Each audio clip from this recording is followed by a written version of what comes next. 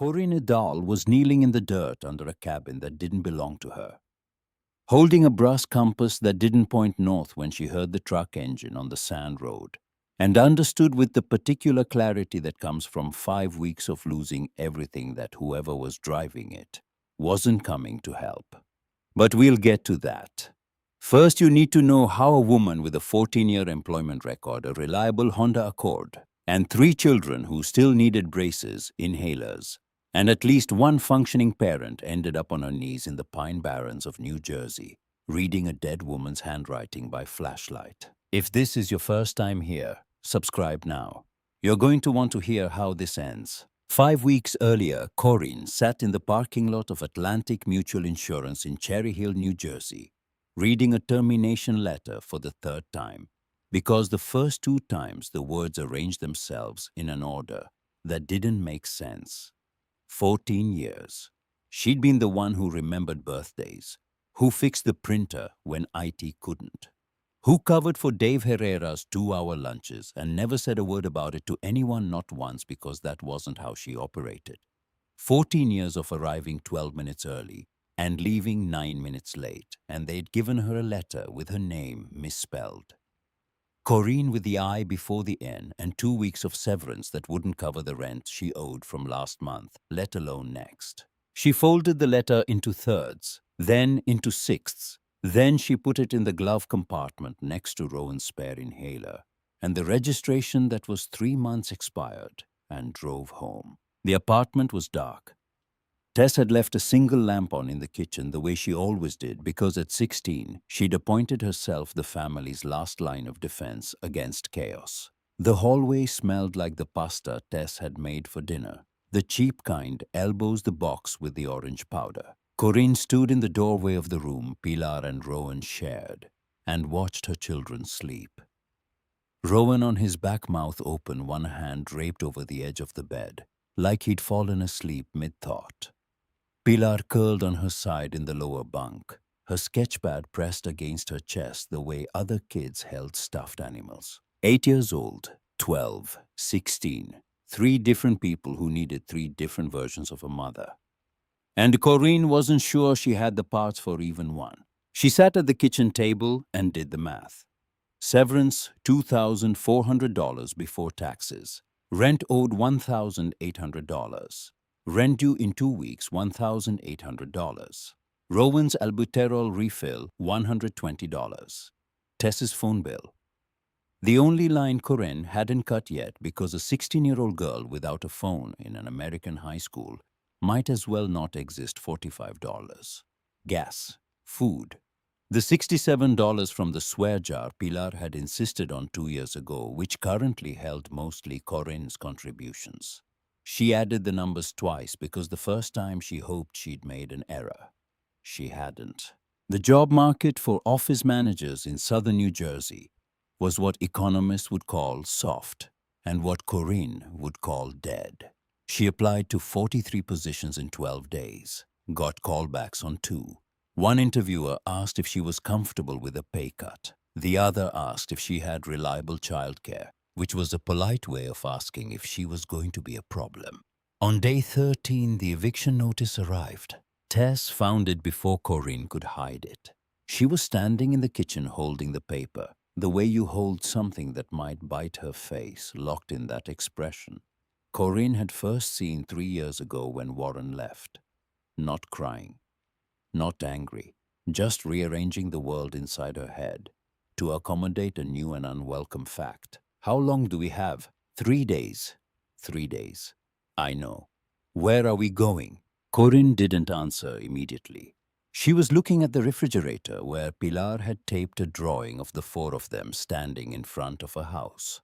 Not their apartment, a house with a triangle roof and a chimney and grass. The kind of house Pilar had never lived in. The kind of house that exists in the minds of children who've been told by the sheer mechanics of American life that they don't deserve one. Mom, I'm thinking. What she was thinking about was her mother, Lenore Dahl, who had died 6 years ago in a hospital in Trenton with a crossword puzzle on her lap and the word resilience half filled in 5 across 12 letters. Corwin had finished it in the waiting room afterward, and then felt stupid about it for weeks. Lenore used to talk about a place in the Pine Barrens, a cabin near the Butsto River where she'd spent time as a girl. She'd described it the way people describe places that saved them. Quietest spot on earth, she'd say, not looking at Corrine, looking at something behind her own eyes. The trees smell like a library. Mom, where are we going? South. They sold what they could. The couch went for $40 to the downstairs neighbor, who haggled it down from $60 and didn't look Corrine in the eye afterward. Tess's bed went, Rowan's desk went. Pilar watched her bookshelf being carried out by a man with a dolly and didn't say anything, which was worse than crying. What fit in the Honda Accord clothes for four? Rowan's inhaler and 2 backup cartridges, a folder of documents Corrine kept in a fireproof pouch. Birth certificates, social security cards, the divorce decree, the one photo of all 5 of them from before Warren left that she kept for the kids and not for herself. Pilar's sketchpad and pencil case, a bag of granola bars, and a gallon jug of water. What didn't fit everything else. Tess rode shotgun with her arms crossed and her earbuds in though. Corrine could see the screen of her phone was dark. Rowan sat behind Corrine, reading a library book about the Pine Barrens he'd checked out and technically now stolen.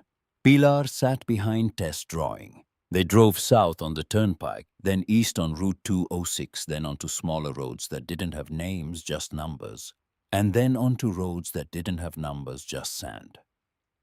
The GPS dropped out 20 minutes past Hamilton. Pine trees closed in on both sides. The light turned amber, then green, then something between the two that made Corrine feel like she was driving into a painting that hadn't been finished. The Pine Barrens were originally called the Pine Wastelands, Rowan announced from the back seat. Nobody wanted the land because the soil is too acidic for farming. That's why it's still empty. Great, Tess said, not removing her earbuds. We're moving to a wasteland. Technically, we're not moving. We're... Rowan. Yeah. Read your book. The Accord began coughing somewhere past a cranberry bog that stretched flat and dark on both sides of the road. Corrine nursed it for another half-mile, pumping the gas, talking to the engine the way she talked to the copier at Atlantic Mutual Firm, calm, slightly threatening. The engine didn't care. It seized on a sand road between 2 walls of pitch pine, shuddered once, and quit. Corrine sat with her hands on the wheel for a full minute. Well, Rowan said. Don't, Tess said. I was just going to say, don't. Corrine popped the hood. She knew as much about engines as she knew about particle physics, which was that they existed and were someone else's problem. The engine looked like an engine. Nothing was on fire. Nothing was visibly broken. It simply had decided with the timing that only inanimate objects possessed to stop. She looked up the road, sand, pine trees, silence. She looked down the road, the same. No cell signal, no houses visible. The afternoon sun sat at an angle that said, you have about 3 hours of daylight left, so choose wisely. There's a trail, Pilar said. She was standing at the edge of the road, pointing into the trees. She hadn't spoken in over an hour. How do you know it's a trail? The ground is flat where people walked. You can see it. Corrine looked. She couldn't see it. But Pilar noticed things other people didn't always had since she was small enough to ride on Corrina's hip. Patterns in floor tiles. The exact number of steps between their apartment and the mailbox, which was 114, and which Pilar had counted once and never forgotten. Her second-grade teacher had used the word remarkable, and Corrine had heard unusual underneath it, the way you hear the creak under a floorboard. Everyone grab your bag. Rowan inhaler in your pocket, not your backpack. Pilar, you hold my hand. I'm 8. You're 8 in a forest you've never been in. Hand. They walked. The trail, Pilar was right. It was a trail barely wound through pines that grew close enough to touch each other's branches. The sand underfoot was soft and rust-colored. The air smelled like resin and old paper. Pilar squeezed Corrina's hand and said, Mom, the trees smell like a library. Corrine's breath caught. Lenore's words. Exactly Lenore's words from a woman Pilar had barely known. Pine resin, Rowan said, slightly out of breath. Same chemical compound as old book glue. Technically, she's right. She's always technically right, Tess muttered. That's the problem. The trail opened into a clearing after roughly a mile. And there it was. Smaller than Corrine had imagined a cabin, not a house with a porch that leaned 11 degrees to the right, and windows so coated with grime they looked like cataracts. The roof was moss-covered but intact. No holes, no visible rot in the beams. A chimney-stack stone slightly crooked but standing. It's a shack, Tess said. It's a roof, Corrine said. Right now, that's the same thing. The door wasn't locked. It swung inward with a sound like a long exhale, and dust rose in the light the way snow rises before it falls. The interior was a single main room with a wood stove in the corner, a kitchen counter with no faucets, a table built from planks and 2 chairs. A narrow staircase led up to what Corrine assumed was a loft. Cobwebs hung from the ceiling beams in sheets, and the floorboards, wide oak thick as a fist, creaked under her weight, but didn't give. It's like a museum, Rowan whispered. A museum nobody curates. It's a crime scene, Tess said. We're trespassing. We're sheltering. There's a difference when you have nowhere else. Pilar walked to the center of the room and turned in a slow circle, eyes moving the way they always moved when she was recording, taking it in, every crack, every stain, every angle of light. Corrine knew better than to interrupt. They worked until dark, swept the floors with a broom Corrine found behind the stove, its bristles stiff as wire, cleared cobwebs with a stick wrapped in an old shirt. The wood stove, once Corrine figured out the flue, drew beautifully. The chimney still knew its job. Rowan found blankets in a cedar chest that smelled like mothballs and forest, and after shaking them outside until his arms ached, pronounced them usable. The loft had room for 3. Corrine took the floor by the stove. This is temporary, Tess said from the loft, her voice floating down in the dark. It wasn't a question. It wasn't a statement either. It was a negotiation with fate, and Corrine recognized it because she'd been conducting the same negotiation for weeks. Yes, she said, because mothers are required to answer questions their children haven't fully formed. Tess slept first. Then Rowan, with the small whistling snore his asthma gave him. Pilar lasted longest, her breathing quiet and watchful, until she too surrendered. Corrine lay on the oak floor, her jacket folded under her head, and stared at the ceiling. The wood stove ticked as it cooled. Outside, something, an owl, a whippoorwill, she'd never learned the difference, called once and stopped. 14 years. $2,400 in severance minus taxes. 3 children. 1 dead car. 1 cabin that belonged to a dead woman. And $340 in a checking account that the bank would close in 9 days due to insufficient activity. She let herself cry, quietly, into the sleeve of her jacket. The kind of crying that doesn't make noise because noise would wake the children, and the children couldn't know, not yet, not tonight, that their mother was exactly as lost as they were. When she finished, she wiped her face and noticed the staircase, specifically the space beneath the staircase, a shape that didn't match the wall, a rectangular outline like something had been placed there, and the dust had settled around it. She crossed the room and knelt. A trunk. Wooden iron cornered, the leather straps cracked but holding. A brass lock shaped like an acorn. She tried the lid. Locked. She nearly left it. It wasn't hers. None of this was hers. But Pilar appeared beside her, barefoot, silent, holding her pencil case. There's a key, Pilar said, pointing to the floor near the stove. Not near it, to a specific gap between 2 floorboards narrow as a fingernail. How do you know? The boards are worn there. Someone knelt in that spot a lot. You can see where their knees went. Corrine looked. 2 faint depressions in the oak, the wood slightly smoother, slightly lighter.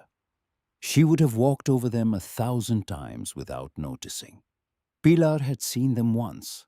The key was there. Brass tarnished green, small enough to hide in a closed fist. It turned in the lock with a click that sounded in the silence of the cabin like a door opening in a wall you thought was solid. Inside the trunk, wrapped in oilcloth, 3 leather journals. A rolled survey map. A manila envelope thick with documents and lying on top like a paperweight, a compass. Brass. Heavy. The glass face cracked but readable. Corwin picked it up. The needle swung settled and pointed somewhere that was not north. She held it flat, turned her body. The needle didn't follow. It pointed steadily at a fixed spot as if drawn to something underground, or something that had been true once and refused to stop being true, simply because the world had moved on. She set it aside and opened the first journal. The handwriting was small, precise, the letters of someone who had written on blackboards for decades. Property of Constance Rowe, August 1965. I've left everything behind except what matters, and I'm not sure yet what that is. Corwin read that line 3 times. Then she closed the journal, wrapped the compass in her jacket, and lay back down on the floor. She was still holding it when she woke to morning light and the sound of Rowan's voice from the porch. Mom, someone left food.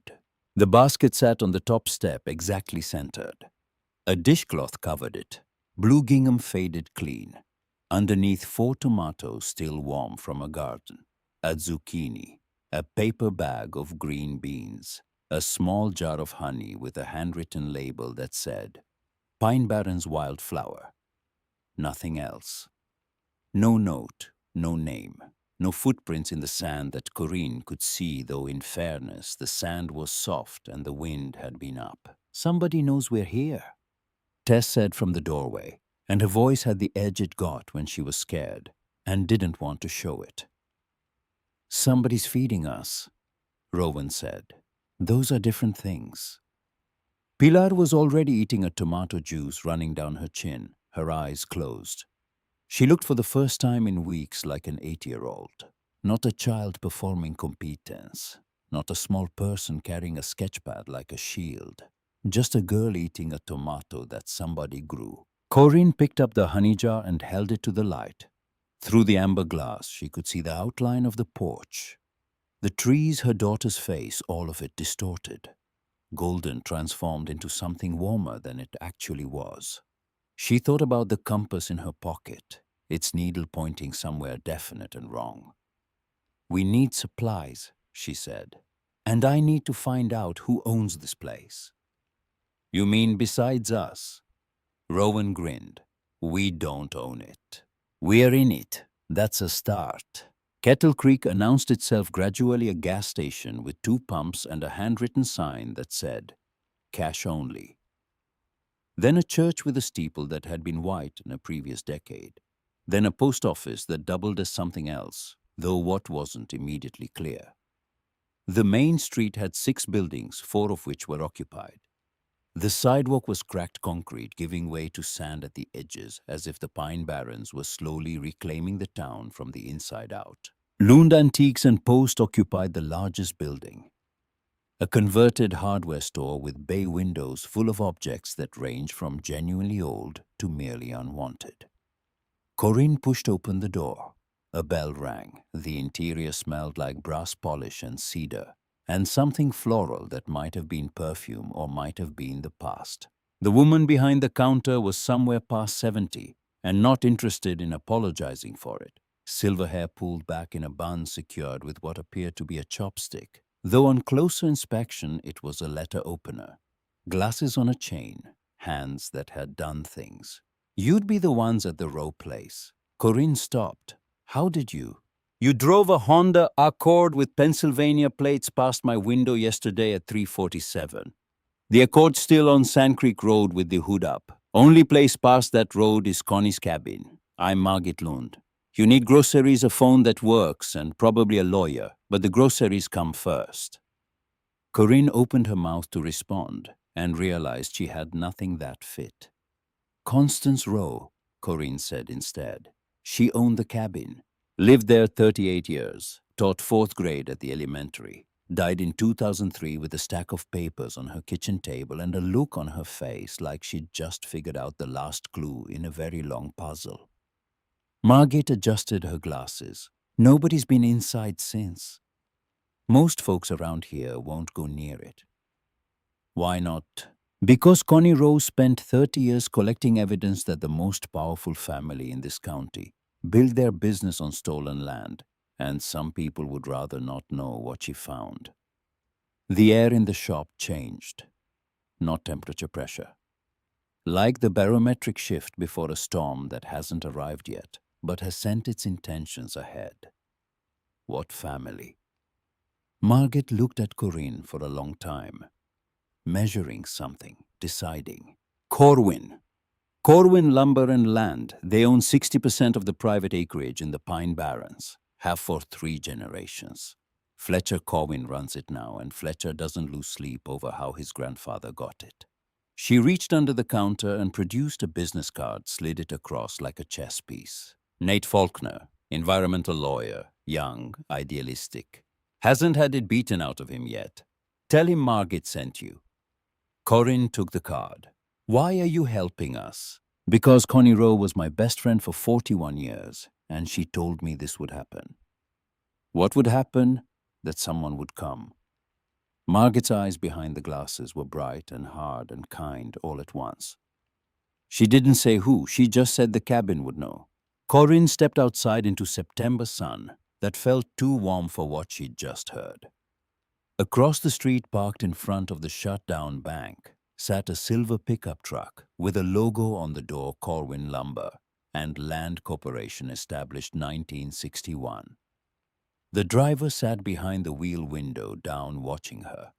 Not hostile, not friendly, just watching the way a dog watches a squirrel it hasn't decided yet whether to chase. She walked back to the cabin with a bag of groceries, a business card, and the feeling familiar from 14 years of office work, that she'd just opened a file that was going to be much, much thicker than it looked. That evening, after the children had eaten and Rowan had fallen asleep reading the first of Constance's journals with a flashlight, Corinne sat on the porch steps and took the compass from her pocket. The needle held steady, not north, not south, somewhere between and below, as if pointing to a spot underneath the cabin itself. She turned the compass in her palm. The brass was warm from her body heat. The crack in the glass caught the last light and split it into 2 thin lines that crossed on the cabin floor behind her, like a mark on a map she hadn't learned to read yet. From inside, Rowan's voice, muffled and amazed. "Mom, you need to hear this. This woman, Constance, she found something. Something big." Corinne didn't go in.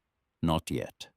She sat with the compass and the dark and the sound of pine trees doing whatever pine trees do when humans aren't paying attention. And she thought about Lenore, who had known this place, and Constance, who had died in it, and herself, who had arrived at it with nothing. $340, 3 kids, a dead car, and a compass that pointed somewhere she hadn't been yet. She put it back in her pocket. Inside the cabin, a truck engine started somewhere on the sand road, idled for 30 seconds, and drove away. Corinne locked the door. It was the first time she'd locked it. It would not be the last. Rowan read through the night. Corinne knew because she woke at 2 a.m. to the sound of pages turning in the loft, careful and deliberate, and the thin beam of his flashlight drawing circles on the ceiling above her head. She almost told him to sleep. She didn't. Some things you let a 12-year-old decide for himself, and how deep to go into a dead woman's secrets is one of them. By morning, he'd finished the first journal and started the second. He came down the ladder with his hair standing sideways, and his eyes carrying the particular brightness of someone who has discovered that the world contains more than he was told. Constance Rowe married a man named Raymond Rowe in 1958. He was a property lawyer in Burlington County. She taught 4th grade. They moved to Kettle Creek in 1960 because Raymond got a client, Corwin Lumber, the biggest one. Corinne poured water from the jug they'd carried from Margit's store. Slow down. I can't slow down. This is Mom, she figured it out. Raymond was helping Corwin rewrite the property maps. Not just this land, dozens of parcels. The original boundary markers, the iron ones, the furnace workers set in the 1890s. Corwin's people moved them, physically dug them up and repositioned them 200 yards south. Raymond drew up the new surveys and filed them with the county as if they'd always been there.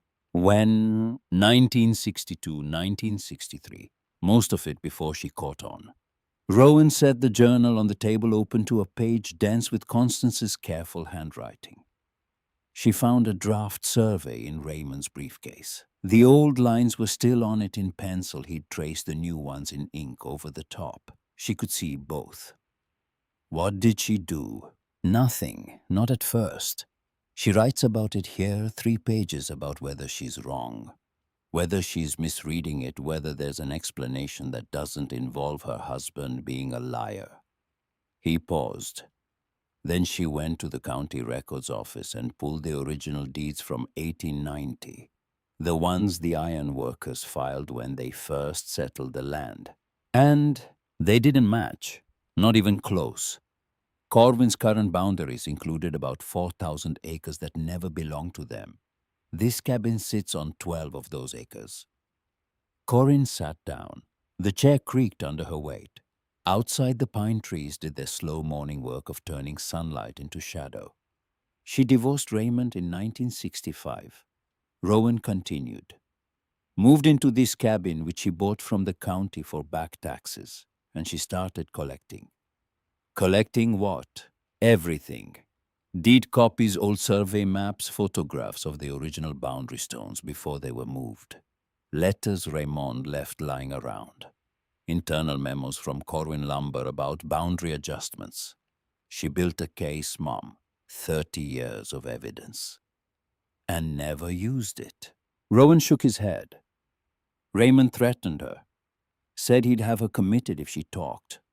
Corwin was too powerful. They employed half the county. She writes about it. Who would believe a schoolteacher with a grudge against her ex-husband? So she hid everything in here. He tapped the table. Somewhere in this cabin. From the loft, Pilar's voice, under the kitchen floor. Both of them looked up. Pilar was hanging over the loft railing, her sketchpad open. She held it out for them to see. On the page, she'd drawn the cabin's floor plan from above, accurate down to the angle of the stovepipe, with an X marked near the stove. The boards by the stove are different from the rest, she said. Thinner, newer wood. Somebody replaced them. Corrine walked to the stove and looked down. She'd stood on this spot a dozen times without noticing. But Pilar was right. 3 boards near the stove's base were fractionally narrower than the wide oak planks throughout the rest of the cabin, and their grain ran at a different angle perpendicular where the others ran parallel.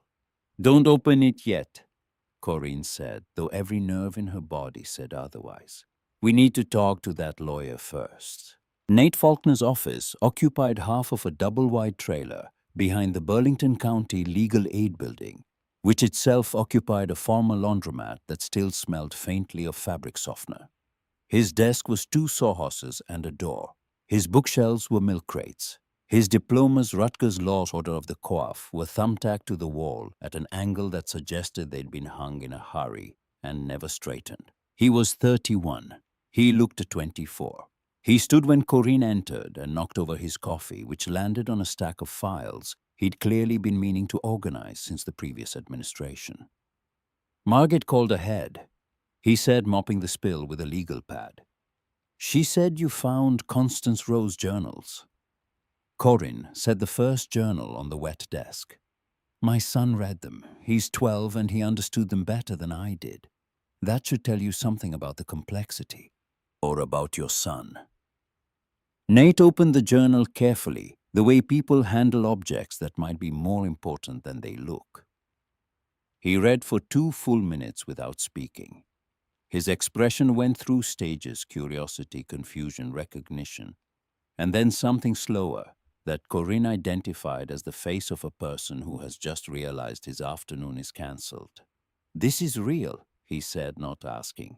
You tell me. He read for another minute. She documented the original boundary surveys. She has deed numbers. She has, is this a photograph of a boundary stone? There are more in the second journal and a map. And you said there might be additional materials under the cabin floor. My daughter thinks so. Based on, she notices things. Nate closed the journal and looked at Corwin with the particular steadiness of a young man deciding whether to step off a cliff. Mrs. Dahl, if these documents are authentic and preliminary reading, suggest they challenge the legal basis of Corwin Lumber's entire northern land claim. We are talking about thousands of acres acquired through falsified surveys. I know. Corwin will fight this. They have 4 attorneys on retainer and the kind of money that makes courtrooms feel smaller. I know that too. You'd need to establish legal residency at the cabin, document improvements, file an adverse possession claim backed by the original deed and Constance's evidence. It would take months, maybe longer. I don't have months. I have $340 and a car that won't start. Nate stared at the journal on his desk, then at the coffee stain spreading across his files, then at Corwin.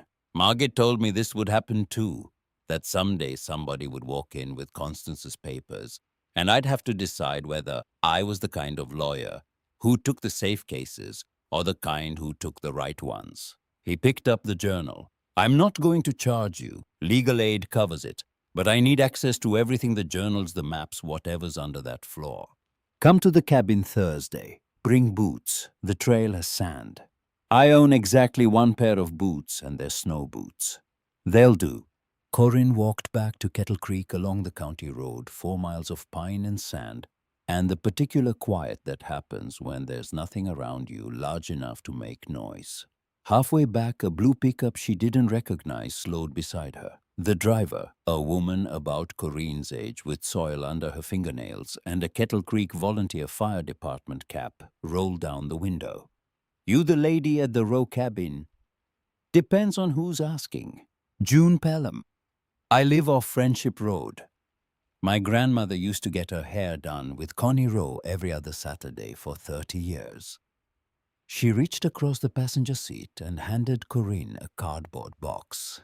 Inside, a bag of rice canned beans, a jar of peanut butter, a box of crackers, and at the bottom, a children's book called The Pine Barrens, A Natural History, with a sticky note on the cover that said, "For the boy who reads."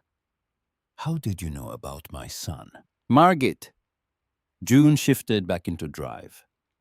She knows everything. It's a character flaw she's proud of.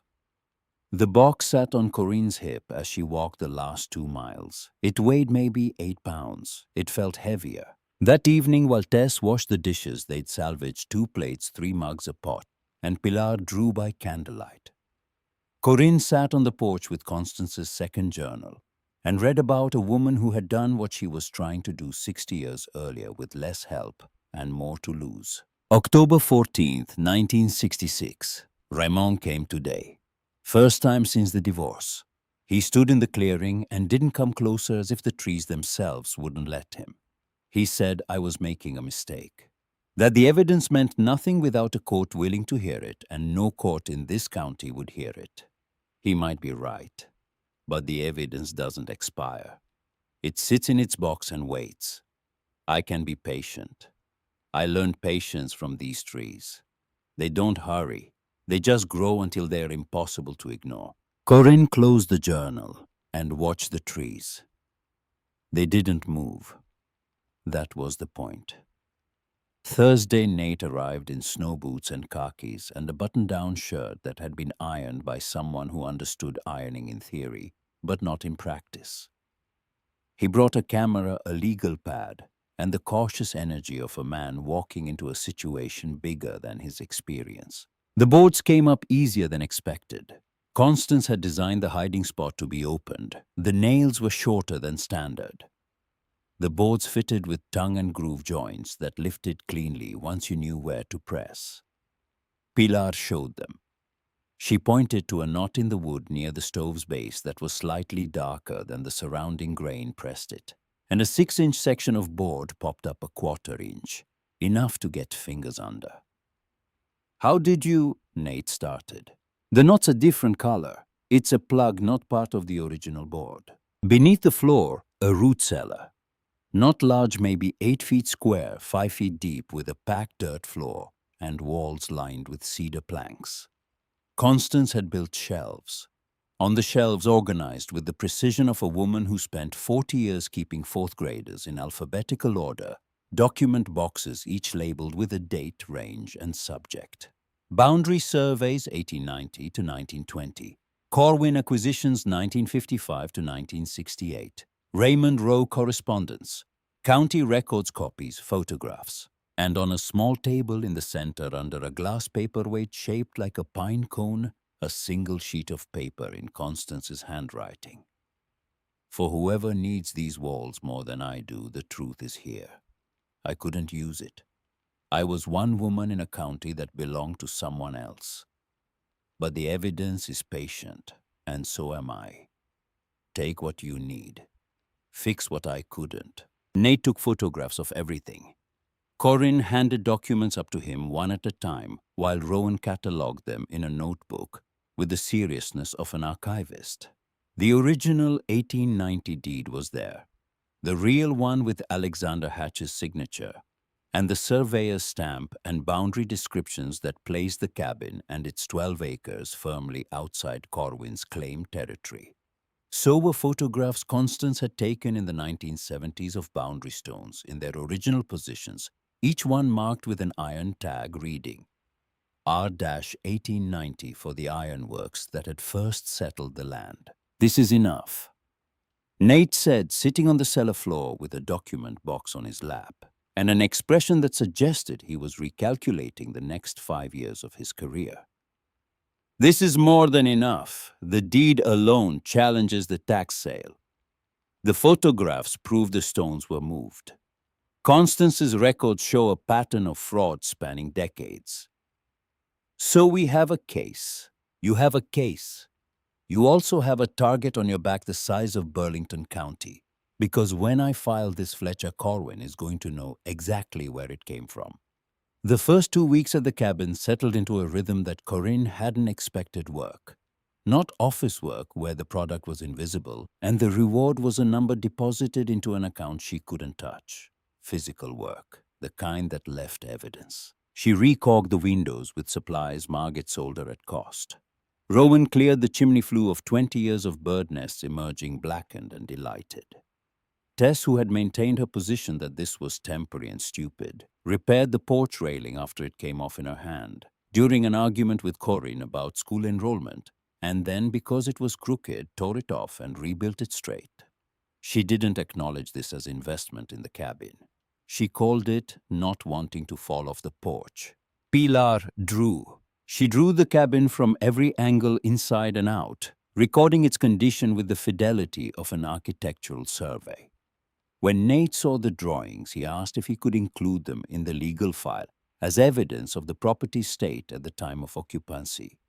You want my 8-year-old's drawings in a legal brief. Your 8-year-old draws to scale. My surveyor charges $400 an hour and isn't as accurate. Margaret appeared every third day, always with a reason that wasn't the real reason. Dropped off a package that was misdelivered. Needed to check the old mailbox post for rot. Wanted to see if the blackberries behind the cabin were ripe yet. She left each time with less in her truck than she'd arrived with, a can of paint here, a bag of nails there, a kerosene lamp that she'd been meaning to throw out for years, and which coincidentally worked perfectly. She never stayed long. She never asked how they were doing. She just looked at the cabin, looked at what they'd fixed, and nodded the way a teacher nods when a student is heading in the right direction, but hasn't reached the answer yet. Other deliveries appeared. A bundle of firewood split and stacked by the well with no note. A bag of apples on the porch. A box of school supplies, notebooks, pencils, a calculator left at the trailhead, where the sand road met the path, as if the giver hadn't wanted to intrude further than the boundary between road and forest. Corinne never found out who left most of them. Kettle Creek was a town of 400 people who knew each other's trucks by sound and each other's secrets by instinct. And they had decided, through whatever mechanism small towns use to make collective decisions, that the woman in Constance Rowe's cabin was worth feeding. Not everyone agreed. Corinne felt the resistance in small moments, the cashier at the gas station, who counted her change twice as if expecting it to be short.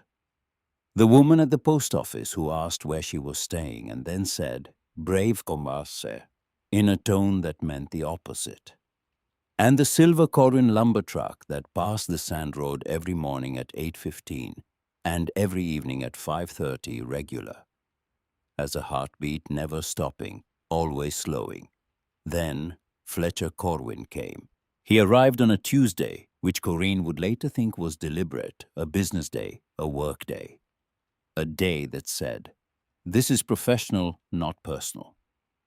He drove a black truck newer than anything else in Kettle Creek and parked at the trailhead, walking the mile to the cabin, in shoes that cost more than Corinne's monthly grocery budget. She was on the porch, rehanging the door, which had swelled in the humidity and wouldn't close properly. She saw him coming through the trees and knew who he was before he reached the clearing, because he walked the way people walk, when they believe the ground beneath them is theirs. "Mrs. Dahl." He stopped at the bottom of the porch steps, didn't come up, didn't extend a hand. "Fletcher Corwin, I believe you're living on my properties." Corinne set down the screwdriver. "I believe that's in dispute." "It's not in dispute. Corwin Lumber acquired this parcel in a lawful tax sale in 1987. I have the paperwork." "I've seen your paperwork. I've also seen the original deed from 1890 and the boundary surveys your grandfather's lawyer falsified to make the sale possible." Something moved behind his eyes. Not surprised he knew what Constance had collected, but he hadn't expected Corinne to lead with it. He'd expected desperation, maybe, confusion, the disorientation of a woman in over her head. What he got instead was an office manager who'd spent 14 years handling difficult clients and knew that the first person to name the problem controls the conversation. Those are serious allegations. They're documented allegations, every page. Fletcher studied her. He was 58. His hair was gray at the temples in a way that looked expensive. His hands were smooth.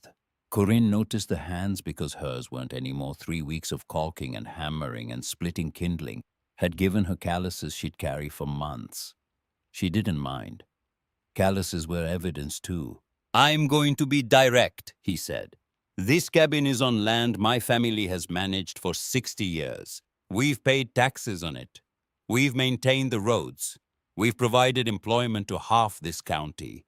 Whatever a retired schoolteacher wrote in her journals doesn't change the legal reality. It does if the legal reality was built on fraud. You're a single mother with 3 children living in a cabin with no electricity. I'm offering you a reasonable path. Vacate the property. I'll cover your moving expenses. I'll make sure your car gets fixed. No lawyers, no court dates, no ugliness." And Constance's evidence returns to where it belongs. It belongs here. Fletcher's jaw tightened. He looked past her into the cabin, where Pilar sat at the table drawing her back to the door, her pencil moving in the steady rhythm Corinne had come to think of as breathing. 30 days, he said. "I'll have the formal notice filed by Friday." "File what you want. I've got a lawyer too." "Nate Falkner." A thin smile. "Good kid. Hasn't won a case against us yet." He turned and walked back into the trees. Corinne watched until the pines swallowed him, then sat down on the porch step and noticed her hands were shaking. Not from fear, from the specific tremor that comes after you've stood your ground and your body realizes belatedly how much energy standing costs. Tess was in the doorway. Who was that? The man who thinks he owns this place. Does he? Not if Constance Rowe has anything to say about it. Tess leaned against the doorframe. She was quiet for a while. Then, "You didn't back down." "No. You didn't back down with Dad either. When he left, you just kept going." Corinne looked at her daughter. It was the first time in 3 years Tess had mentioned the divorce without anger attached to it, like a package stripped of its wrapping. Keeping going isn't the same as not backing down. Maybe not, but it's harder. They didn't hug. They weren't a hugging family, not since Warren. But Tess sat down next to her mother on the porch step, close enough that their shoulders touched, and they watched the trees together until the light changed and the pine shadows stretched long across the clearing, like fingers reaching for something they couldn't quite hold. Then Tess said, "I enrolled online today, Kettle Creek Regional. They have a decent AP history teacher," Margit told me. Corinne kept her face neutral. 14 years of office management. She could keep her face neutral through anything. "Good," she said. "That's good." Inside, Pilar had finished her drawing. She held it up for Rowan to see. It was the cabin viewed from above the way a bird would see it. Every detail perfect: the repaired porch, the chimney, the garden patch. Rowan had started clearing. And in the center of the kitchen, a small X where the floorboards had been opened with a single word written below, in Pilar's careful hand, "Found." Rowan pinned it to the wall above the table next to the map from Constance's trunk. The cabin was filling up. Not with furniture, they still had almost nothing, but with marks, evidence of presence. The scratches Rowan's chair made on the oak floor. The smudge of pencil graphite on the wall where Pilar leaned while she drew. The dent in the porch railing where Tess had tested it with her weight before trusting it to hold. These are the things a house remembers even when the people in it aren't sure they'll stay. 3 days later, Warren called. Tess answered. Corinne heard only Tess's side short sentences, long pauses, the careful voice she used with her father, which was different from every other voice she had. When she hung up, she sat on her bunk in the loft for a long time before coming down. "Dad's driving down Saturday. He wants to see the cabin." "He's welcome to visit." "He wants to talk to you about options." Options. His word. Saturday arrived with the kind of September weather that New Jersey manufactures to make you forget what January will bring: warm gold, the air smelling of pine, and the distant sweetness of cranberry bogs. Warren pulled up in a Volvo that still had Connecticut plates and a bumper sticker from Tess's old school. He walked the trail in loafers. Corinne had predicted boots. She'd been wrong. He stood in the clearing and looked at the cabin. The way he looked at most things, with the expression of a man calculating whether something was an asset or a liability. "Corinne? Warren?" He glanced at the repaired porch, the clean windows, the garden Rowan had planted with seeds from Margit's store. "You've done work." "Yes." "There's no electricity." "I noticed." "The kids are living in a loft with no heat. The stove heats the whole cabin." Rowan tested it with a thermometer. 68 degrees on the coldest night so far. Warren pinched the bridge of his nose. She recognized the gesture. It preceded every difficult conversation they'd had during 15 years of marriage, a physical signal that his patience was a finite resource and she was spending it. "I can take Tess," he said. "Westport has excellent schools. She'd have her own room, stability, the thing she needs right now." She enrolled at Kettle Creek Regional 3 days ago.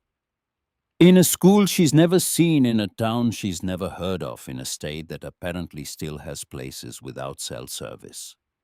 "Corinne, this isn't a plan. This is a campsite. It's a legal claim to a property we have documented right to occupy. Documented by a dead school teacher and a lawyer who works out of a trailer." Corinne felt the heat rise in her throat and held it there. 14 years, she could hold anything. Ask Tess what she wants. "I did. She said she's staying." "Then I don't know why you're here." Warren looked at her. Really looked, for the first time since he'd arrived, and maybe for the first time in years. Whatever he saw made him take a step back, not physically, but somewhere behind his eyes, a recalculation. "I'm not the bad guy, Corinne." "I know. You're the guy who left. There's a difference." He drove away at 4 p.m. Tess watched from the loft window and didn't come down for an hour. When she did, her eyes were dry and her voice was steady, and she said, "He offered me a room, a real room. with a door that locks and a shower that doesn't require a hand pump. I know. I almost said yes. Corinne's chest tightened. Why didn't you? Tess looked around the cabin at Rowan's books stacked by the stove, at Pilar's drawings taped to every surface at the oak floor their mother had swept every morning for 3 weeks, at the compass on the table, pointing stubbornly at something under the ground. Because this is the first place since Dad left that feels like we're building something instead of losing it. She went back to the loft. Corinne sat at the table and pressed her palms flat against the wood and breathed. The compass sat beside her hand. She picked it up. The needle held steady, pointing to its fixed and private north. She thought about Constance, who had stayed in this cabin for 38 years with evidence that could topple an empire, and the patience to outlast it. She thought about Lenore, who had been here as a girl and never explained why. She thought about the eviction notice Nate had warned her was coming. 30 days. Fletcher Corwin's people filing paperwork in the county courthouse, the machinery of money and influence cranking into motion every gear designed to crush something small. She put the compass in her pocket. It sat against her thigh, warm and heavy and pointing somewhere certain. She needed that certainty because what she had, a cabin full of documents, a young lawyer with snow boots and ideals, 3 children who'd chosen to stay, and a community that fed her without being asked, felt like a lot and not enough at the same time. From outside, the sound of a truck on the sand road, then another, then a third. Corinne went to the window. Through the pines, she could see headlights not approaching the cabin, but stopping at the trailhead one after another, their engines idling in the dark. Rowan appeared beside her. That's not one truck. No. How many? Corinne counted the headlights. 4, 5. A 6th pulled in as she watched. "Mom?" Tess called from the loft, her voice carrying a frequency Corinne hadn't heard before. Not fear exactly, but its close neighbor. "Mom, they're getting out. There's a lot of them." The headlights went dark one by one, and the night closed in around the cabin like a hand. Corinne reached for the door handle before she reached for fear. Behind her, Rowan grabbed the flashlight. Tess came down the ladder fast, Pilar under one arm like a package she'd decided wasn't negotiable. "Stay inside," Corinne said. "No," Tess said. They went out together. The clearing was filling with people. Not marching, not organized. Just arriving the way people in small towns arrive at things in trucks on foot. One woman on a bicycle with a basket that rattled with every bump. They carried flashlights and lanterns, and the particular expression of folks who'd made a decision on short notice, and weren't entirely sure it was the right one but had come anyway. Margit stood at the front holding a kerosene lamp like a woman who'd been holding kerosene lamps her whole life, and saw no reason to stop now. "What is this?" Corinne said from the porch. "Town meeting." "At my cabin." "At Connie's cabin. Which is the same thing now, I suppose." Margit set the lamp on the porch railing. "Fletcher filed his eviction notice today. Word travels. These people drove here tonight because they have something to say about it. There were maybe 30 of them." Corinne recognized June Pelham from the blue truck. The rest were faces she'd seen at Margit's store, at the gas station, along the road, faces that had nodded or hadn't, that had watched or looked away. Now they stood in a clearing in the Pine Barrens at 9 o'clock on a weeknight, and the combined light of their lamps turned the pine trunks amber, and threw long shadows that moved when the wind moved and held still when it didn't. A man in his 60s with a plaid shirt buttoned to the neck stepped forward. He held a folder the way people hold folders when the contents matter more than the paper.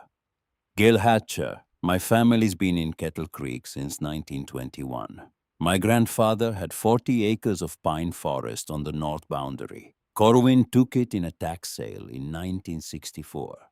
My grandfather's taxes were paid. I know because my mother kept the receipts in a shoebox for 50 years waiting for someone to care." He opened the folder and held it out to Corinne. Inside yellowed tax receipts, a handwritten deed, a letter from the county assessor's office dated 1963 declaring the property delinquent. The same pattern. The same lie, different family. A woman behind Gil spoke up. Vera Kemp. Corwin acquired my aunt's cranberry bog in 1971. Same story. Taxes paid, records, lost land gone. Then another, and another. 7 families standing in the lamplight, each with their own folder, their own shoebox, their own 50 years of quiet certainty that something had been taken, and no one would listen. Corinne stood on the porch holding Gil Hatch's folder, and understood with a weight that settled in her sternum like a stone that this had never been about one cabin. Constance hadn't spent 30 years collecting evidence for 12 acres. She'd collected it for all of them. Nate Falkner needs to see these, she said. Every page. Already called him, Margit replied. He's driving down from Burlington. Should be here in an hour. Wore the snow boots, God help him. The meeting lasted until midnight. Nate sat at Corinne's kitchen table, which was really Constance's kitchen table, which was really a plank of oak on 2 legs, and a prayer and photographed documents by flashlight, while Rowan organized them by date and Tess made coffee on the wood stove using a method she'd invented that involved a sock and optimism. When the last truck pulled away down the sand road, Corinne sat on the porch with Margit. The clearing was dark again. The kerosene lamp between them threw a circle of light no bigger than a card table. Connie knew this would happen, Margit said. Not the specifics, but she knew the evidence would come out eventually, and when it did, it wouldn't be one person's fight. She left the cabin for whoever found it. She left the cabin for whoever needed it badly enough to stay. Corinne pulled the compass from her pocket. The needle held steady in the lamplight, pointing at its fixed and private bearing. Margit. My mother's name was Lenore Dahl. She talked about this cabin when I was young. Said she spent time here as a girl. Margit was quiet for a long time. Pine trees quiet, lamp flame quiet. I know, she said. You knew my mother. Lenore Milner. Before she married your father and became Lenore Dahl.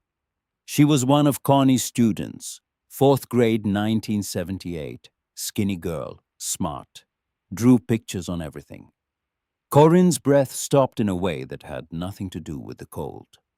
Connie took a shine to her, had her over to the cabin on weekends, taught her the trees, the birds, the names of things.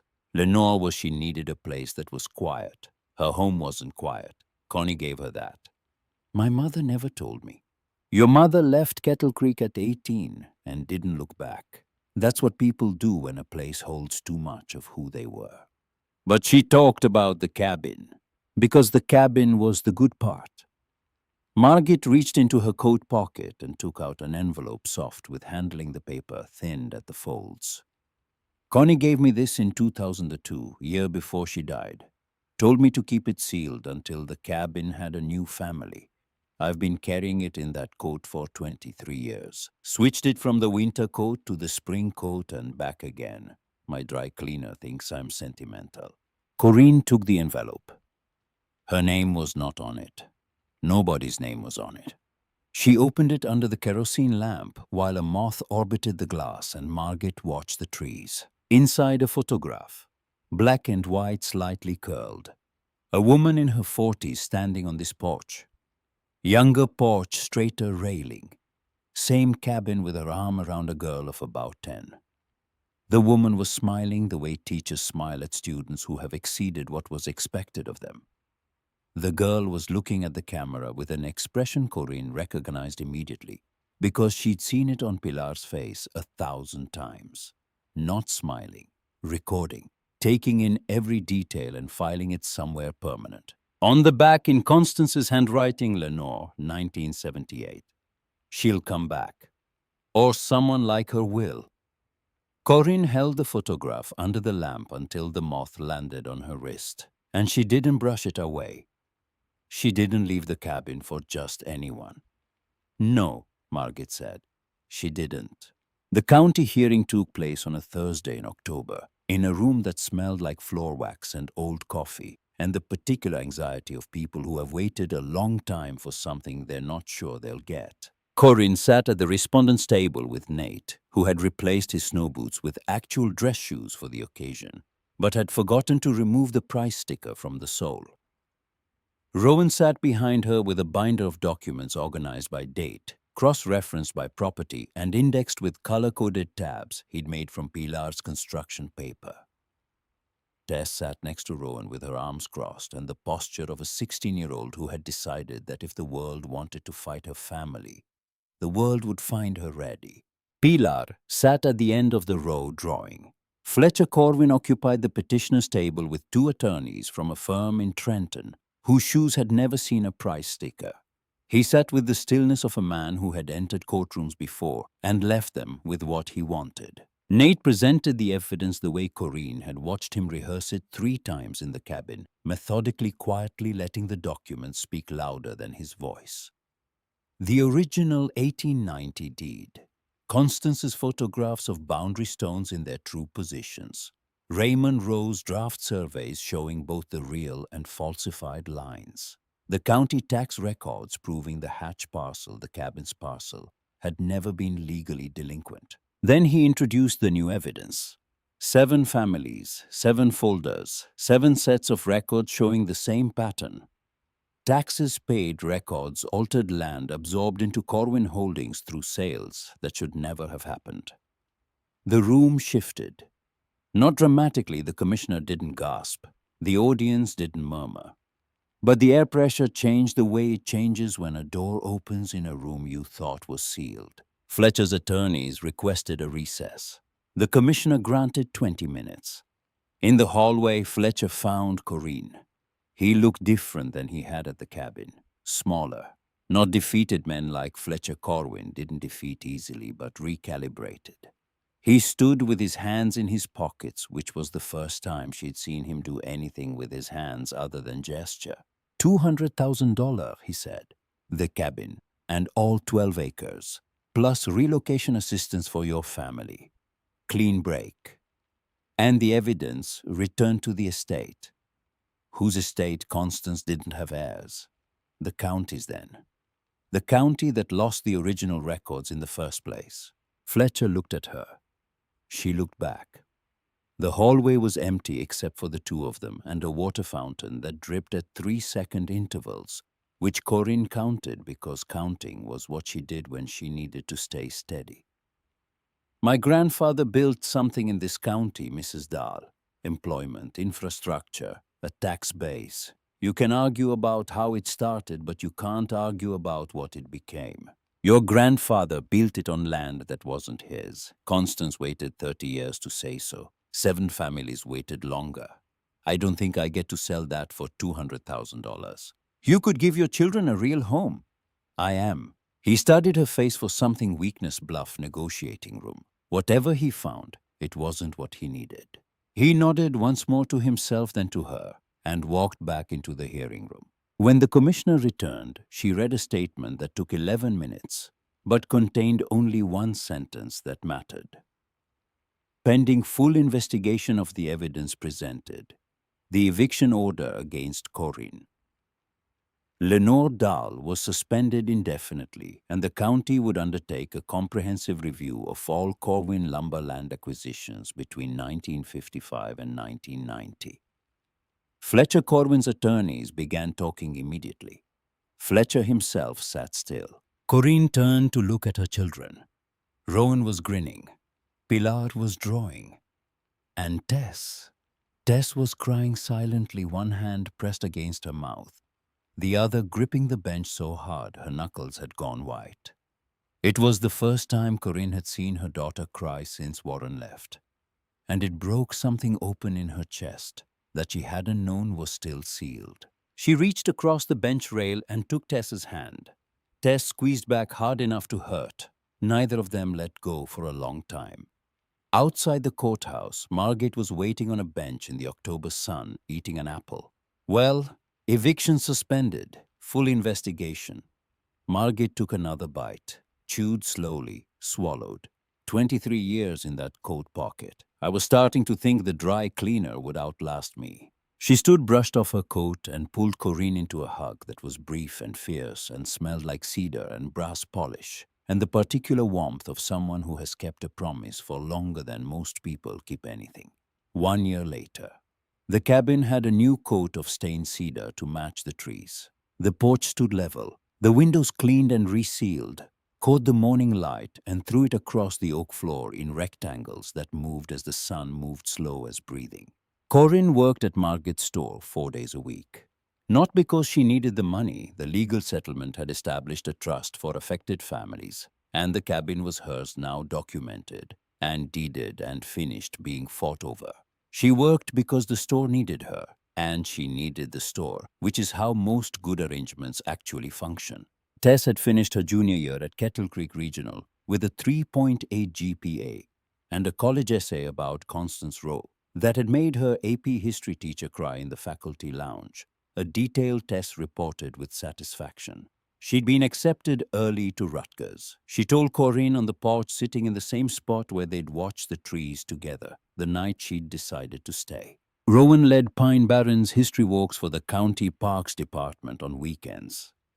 The youngest guy they'd ever hired, which he mentioned to everyone, including people who hadn't asked. His route included the original boundary stones now restored to their documented positions, each one marked with a small brass plaque that read, "Restored 2024 Roedal Investigation." Pilar had completed her map. It covered the entire east wall of the cabin's main room, a hand-drawn rendering of the original 1890 property boundaries overlaid with the current landscape, every tree and trail and creek bed rendered in colored pencil, with the precision of a cartographer and the patience of a girl who had never learned to rush.